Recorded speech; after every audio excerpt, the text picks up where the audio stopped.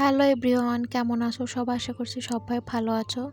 আমরাও ভালো আছি। তো আজ ছোট্ট একটা মিনি ব্লগ নিয়ে চলে আসলাম। আজ বড় ভিডিও শ্যুট করতে পারিনি, এই জন্য লং ভিডিও তোমাদের সাথে শেয়ার করতে পারলাম না। আশা রাখছি আমার ছোট্ট ব্লগটা তোমাদের ভালোই লাগবে। তো সকালে ঘুম থেকে উঠেছি 8:30টারও পরে, প্রায় 9টার কাছাকাছি উঠে আর কি ব্রাশ করছি রাস্তা দিয়ে হেঁটে হেঁটে।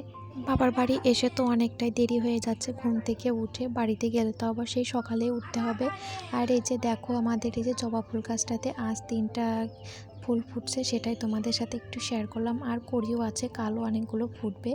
আর বাইরেটা একটু মেঘলা মেঘলা, তবে ওই যে একটু বেলা করে রোদ্দুরটা উঠেছিল, তো মেঘলা মেঘলাই ছিল। তো একবারে দেখা হচ্ছে আবার রাতে রাতে মা রান্না করবে ডিম।